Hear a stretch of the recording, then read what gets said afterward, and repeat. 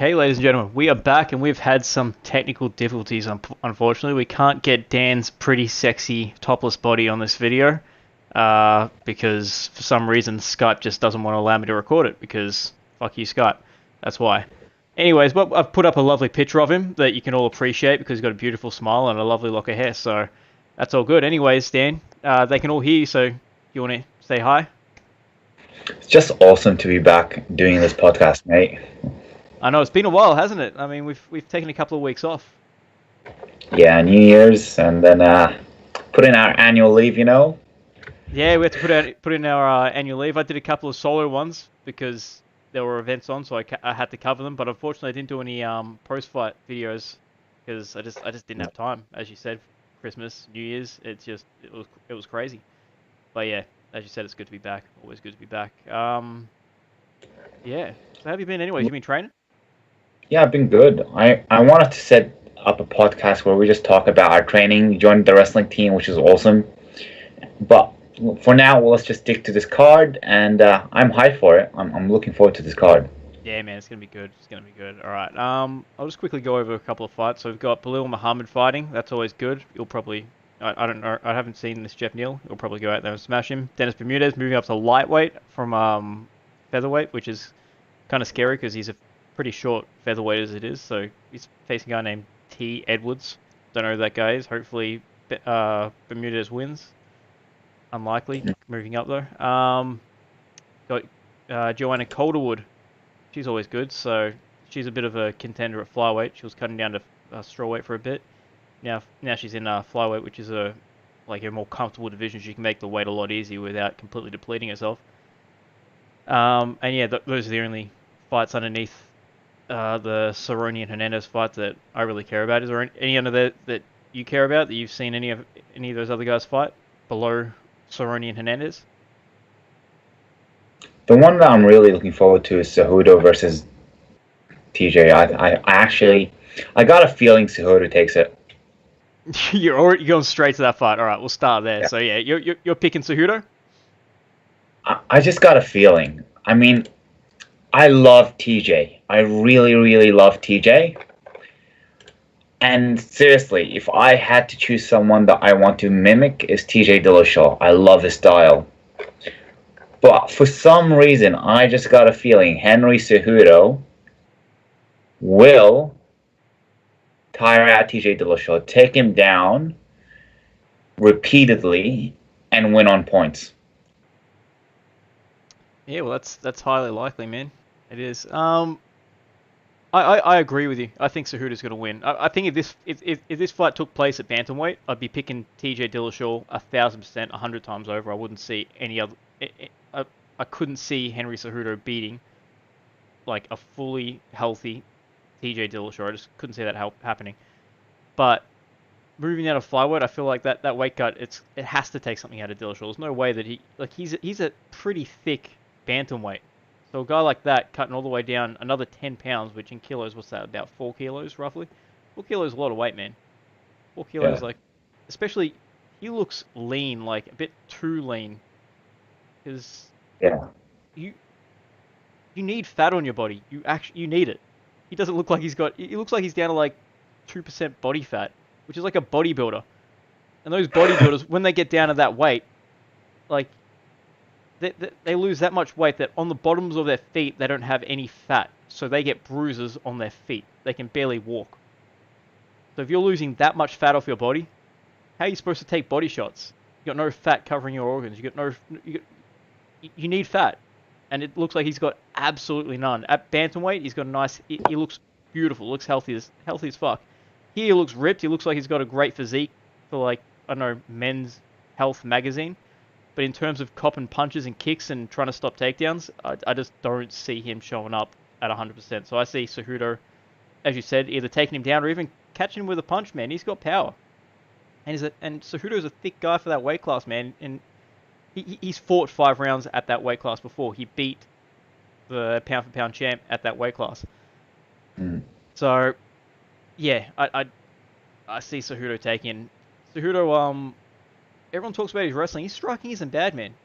He switches his striking up from like a traditional boxing style to like an open like Conor McGregor karate style, quite a bit. Not quite a bit. Like it depends on the fight, because he fought what's his name, Demetrius Johnson in that open karate style. But I feel like if he fights TJ in that open karate style, he's going to cop a head kick and go down. But he does have the ability to fight in a very traditional, tight boxing stance as well, because that's how he started off his UFC career, fighting in that tight boxing stance and shooting for takedowns from there. But I think if he fights in that boxing stance, he'll be able to get in tight, because TJ gets hit a lot, man. TJ gets hit a lot. Like you see, after most of his fights, his face is marked up like bad. He's always got black eyes, cuts, all that type of shit. So and Cejudo, as I say, he's got power. If he plays in that type boxing stance, I see him catching TJ on the feet, knock him down, or at least hurting him to the point where he can easily take him down. Because TJ does have good wrestling, like MMA wrestling, so he'll probably be able to stop the early takedowns. But yeah, I reckon Cejudo's going to hurt him on the feet. Not hurt him to the point where he drops him, but hurt him to the point where he can take him down, and then just smashes him from on top. I agree. I agree in the sense that TJ Dillashaw at 35 looks ripped as hell. Looks very good. At 25, like he looks like he's been trained bad. And about Henry Cejudo's striking, his striking offense is good, it's decent, nowhere near TJ Dillashaw's. But the problem is with his striking defense. His striking defense is not that good. And when you consider how good TJ Dillashaw's offensive striking is, Henry Cejudo is going to have problems. However, like you said, also at the same time, I can totally see TJ getting clipped, because you're right, TJ does get hit. Yeah, and as I said, if this fight took place at bantamweight, I'd see TJ winning every aspect of the fight. But I just don't see that happening at flyweight. Also, something else I'd love to talk about. Predictions about the flyweight division. Oh, you mean the predictions that I called like months ago and you told me I was crazy? Yes. Yes. How I said the flyweight division is probably going to be cut. Yes. Nice. That depends, man. If TJ wins, yeah, flyweight division is going to be cut. 100%. Yes. 100%. If Cejudo wins, though, I mean, in these press conferences, everyone's loved him. Like, they could easily build the flyweight division off Cejudo. If he can win this fight, they can build up the flyweight division again off Cejudo. And that's the thing. It doesn't take the best fighter to build a division. It takes a character who can win fights. If Cejudo looks very impressive, they'll keep the division. But if he just edges us out on a not so great fight, boring fight, I think it's going to close down anyway, and he rematches TJ at 35. I reckon if he wins, even if it's the closest and most boring fight ever, it doesn't matter. They're still going to keep the flyweight division, because I feel like he's making a case to keep that flyweight division. Plus, you got Benavidez on this card as well. I assume if he wins his fight, he's going to make a very loud statement saying that they should keep the division. And if he wins, he's going to be calling out Cejudo, because he already beat Cejudo. So there's already he's already beat Cejudo. So there's already a fight set up for the main event winner and Benavidez if they both win. Okay. And that's a story, because like this guy, you got Cejudo who beat the pound for pound great in Mighty Mouse, but then you got Benavidez who's already beat Cejudo. Close fight. Cejudo probably should have got the nod, but I think Benavidez will get fucked. Sorry? I think he's going to get fucked if he fights Cejudo. I don't think he'll get fucked. I reckon he'll lose, but I don't think he'll get fucked. Because they've already fought and didn't get fucked. In fact, he won. And it wasn't that long ago. It was only like a year ago. So yeah, that's how I see the division going. If TJ wins, fuck yeah, the division is gone. It is KO'd. It is gone to sleep. He's choked that division out like the snake he is. But I say that, but I love Cejudo. I mean, I love TJ. TJ is probably my favorite, if not my top 2 favorite bantamweights out of there. I love TJ. The best. Yeah, I love TJ too. He's pretty. Interesting though, because he's coming out saying that he's coming out like an assassin. And he's gonna like destroy the flyweight division. But his teammate Benavidez, who still trains with TJ, even though TJ doesn't train at Team Alpha Male, he still goes and trains with him. He's been like he's upsetting his own teammate, saying I'm gonna like destroy your division. It's pretty brutal.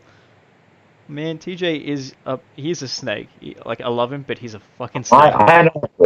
I don't agree. I think he's just doing it. He's just doing it for the attention. What doesn't matter why he's doing it. Benavidez is still coming out in interviews like, this is kind of insulting that he's coming out and saying this is my own teammate, and he's coming out saying that he's going to destroy the division. Interesting. So anyway, I think that's all we have to say on that fight. But fuck, I'm sure we could go on for days about that fight because it is a fantastic fight. It's going to be fun. It doesn't matter what happens. It's going to be fun. All right. For the next fight down, you got Greg Hardy and Alan Crowder. This fight doesn't deserve to be as high as it is on the card, but hey, it is, I guess. I assume Greg Hardy's gonna touch this guy on the chin, and the guy's gonna go to sleep. I don't know. Yeah. I've seen Greg Hardy fight a couple of times. It seems quick. He's accurate.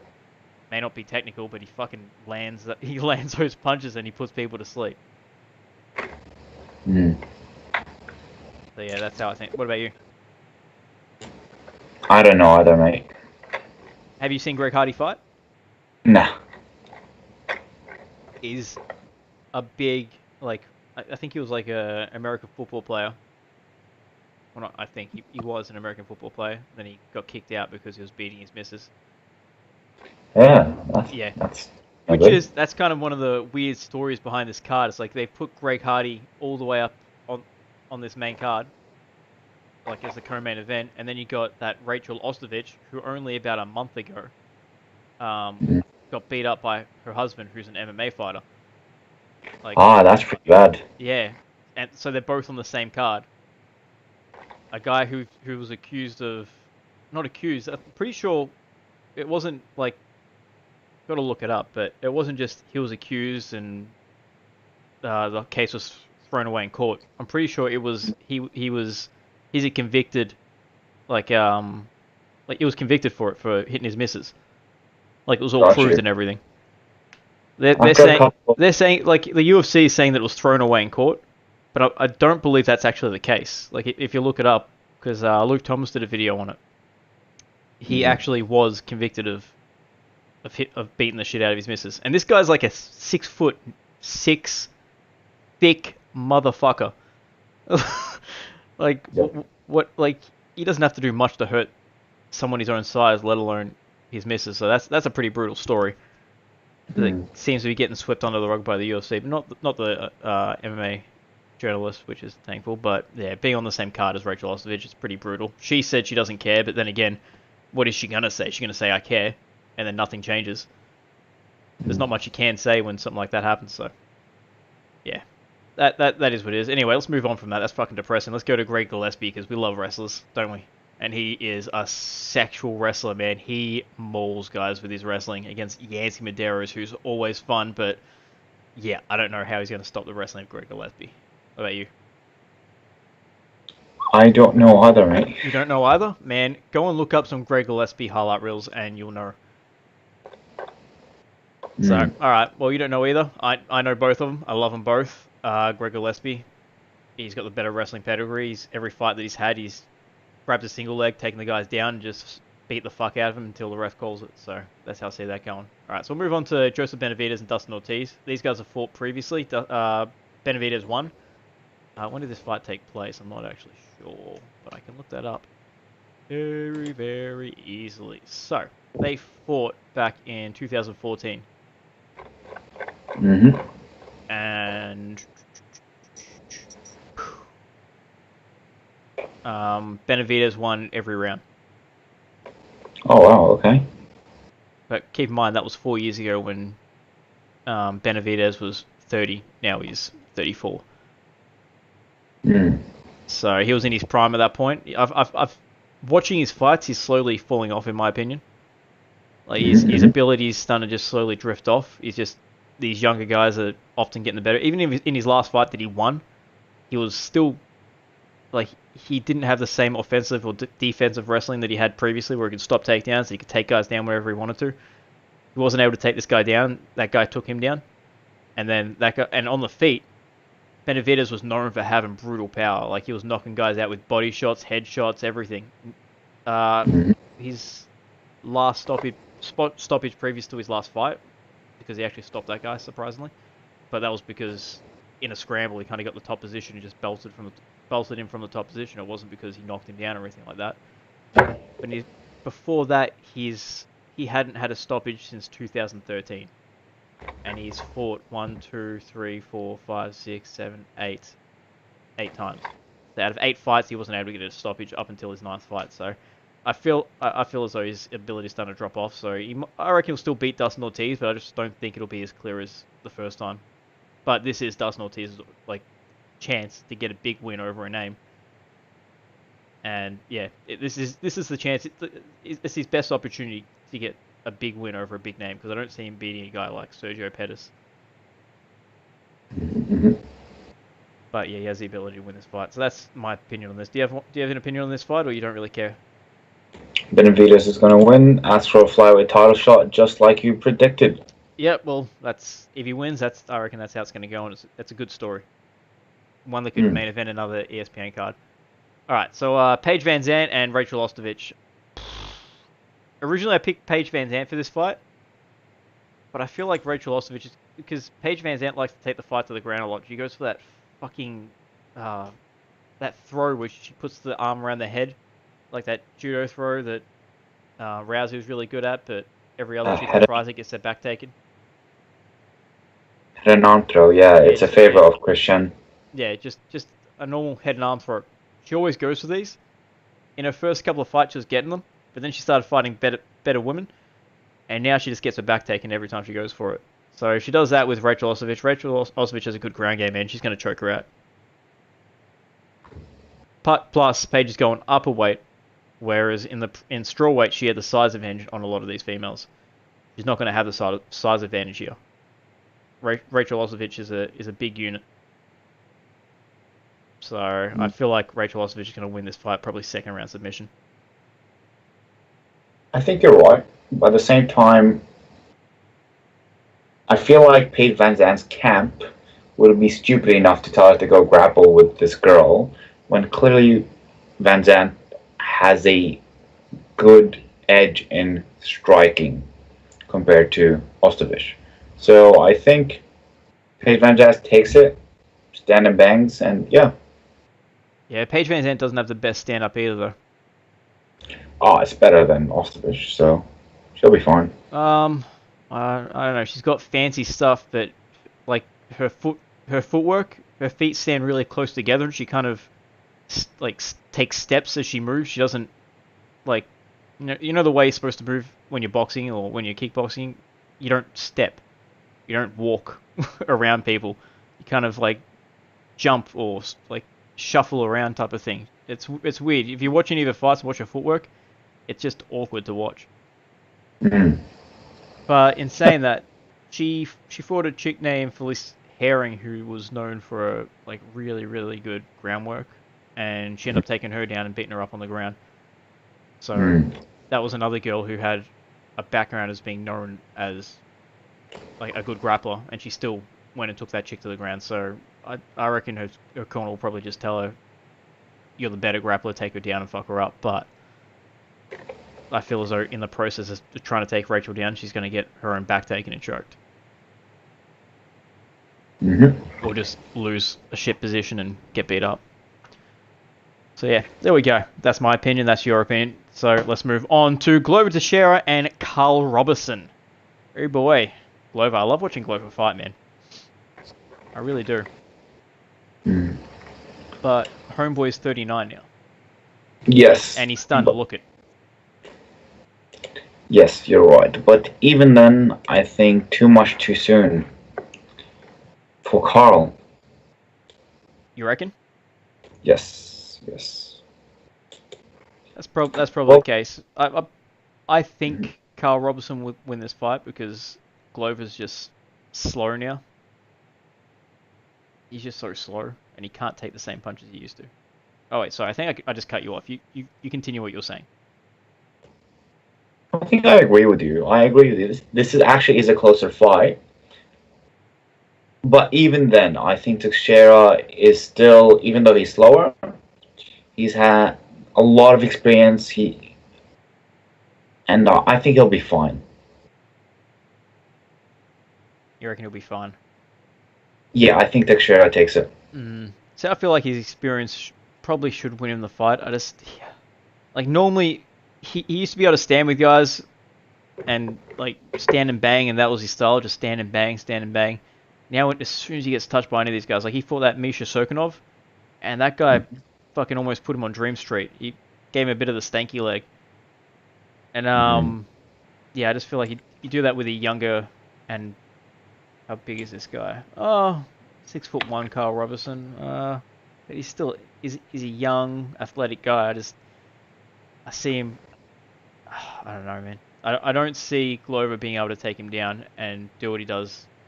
Do what he did to like that Misha Sokunov. I feel like Misha Sokunov probably would have won that fight if he was just a little bit smarter. But he kind of got a little bit excited, thinking, "Oh fuck, I just rocked him. I'm gonna win this fight," and then got taken down and fucked up. And Glover on top of anyone, it's not a good day. But I don't think Glover's gonna get on top of Carl. I think Carl's gonna beat him. And then Carl's gonna have to fight another bigger name, and then Carl is gonna get beat up because, as you said, too much too soon. Start beating names too early, you get given bigger names with more ability, and they fuck you up. And he's already lost to Cesar Fajeda, which that guy doesn't even have. Like that guy's not even in the top 15. Yeah, there we go. So you're saying Glover, yeah? Yes. Yeah, I like it. We're on different ends on a couple of these fights. It's good. All right, now for the people's main event: Donald Cerrone and Alexander Hernandez. This is going to be good, man. Have you seen Alexander Hernandez fight? Just his debut against Belarus, which wasn't, it was only like less than a minute, I think. Yeah, it's pretty quick. The guy is physically tuned up. Your favorite kind of fighter. My favorite kind of fighter, full of dick pills and supplements. Yep. My favorite kind of fighder. The John Jones special. Yeah, physically he's a specimen. But at the same time, you look at Donald Cerrone, and I'm really mixed about Cerrone because he's had a great run at lightweight aside from title fights where he got fucked up. He's had a great start to his welterweight debut until he went and versed guys who just fuck him up because of the size difference. I think that Alex Hernandez doesn't have the significant size difference needed to overcome the difference in their skills. I think Cerrone is the better fighter, and I think Cerrone will beat him up. Fair enough. Yeah, man. By all intended purposes, Cerrone should win this fight because he is the more experienced guy. He has but Cerrone should win every fucking fight that he's in. He's got phenomenal stand-up. He's fantastic off his back. He has takedowns. He can work a top game. I mean, he should win every fight that he's in, but he doesn't because normally his head gets in the way. So and his problem at lightweight was always that he was a slow starter. Like he always he would very rarely win the first, say, 3 minutes of a fight, and if it went to the second round, he'd normally lose that round. And if he won in the first round, he'd probably be losing up until the point that he got the stoppage. Like when he fought Barboza, he was losing that fight. He was copping leg kicks, body kicks. He got hit like hit in the head a lot. He got he got rocked a few times, and then he ended up landing a freaking jab that knocked Barboza down and then choked him out. And that final sequence happened in a matter of 10 seconds. But he was losing the fight bad up until that point. And the same thing happened when he fought Melvin Guillard. He got rocked, dropped. He was losing that fight up until the moment that he stopped Melvin Guillard. So his biggest problem is that he starts slow. And Alex Hernandez, man, he's a young buck. He's gonna go out there and he's gonna put the hurt on Donald early because he knows that he's smart. He's not an idiot. He knows that if he puts it on Cerrone hard and fast early, and plus he's already playing the head games. Cerrone's never been good at fighting guys that talk a lot of shit to him before the fight. He went alright with Perry, but Perry was a teammate. He kind of knew that Perry was playing the game a little bit. Afterwards, they hugged and kissed and all that type of shit. I don't see that happening after Hernandez fights him. I agree. And I feel as though if this fight goes 3 rounds, Hernandez will probably lose a decision because Cerrone will probably pick it up in the 2nd and 3rd round. But I do see Hernandez being able to put it on hard and early and beating up Cerrone and stopping it, say, 2.5 minutes into the round. I agree. I agree with you. Alex Hernandez, path to victory is putting Don Cerrone away early within the 1st round. And the further it is from the first, Cerrone, I think, wins it. Yeah. Which now leaves me in an awkward position because I've got to pick someone. But I see a path for both. But I'm going to, even though I want to pick Cerrone because I love Cerrone, but I'll pick this is hard, man. I don't know who to pick. I'll pick Hernandez just to be an arsehole. I am going to pick Cerrone, and on top of that, I'm going to put $30 on him. Oh, big spender. Man, I wonder how the weight cut's going to affect him. He's made it before. I know he's made it before, but he hasn't made it in 4 years. Yeah, but he wasn't a massive 170 here. Yeah, he wasn't a massive 170, but he is a massive 155. He would be a good 165. It'd be good for that weight class. But 155, he's huge. Anyways, man, I've got to go. So I say we call this now. Have we got anything else to say? Like, subscribe. We never spoke about the... Oh, sorry. To talk with you, man. Say that again. I said it's good to be back, and it's awesome to talk with you, mate. Yeah, no, it's always good, man. I'll see you tomorrow at wrestling. Pumped for some wrestling. Yeah. I love wrestling. I just need to learn how to wrestle. Because I did some light wrestling last week. He actually allowed me to jump in and not just practice takedowns while everyone else is wrestling. And I had no idea what I was doing, man. What's the other coach's name? Is it Trent? Trent, yep. Trent? Yeah. He put me with Trent, and Trent was just playing with me. He was just kicking out my leg, but not actually taking me down. Yeah. So just kicking out my leg, and I'm tripping over. It was hilarious. Good story. Glad I told you.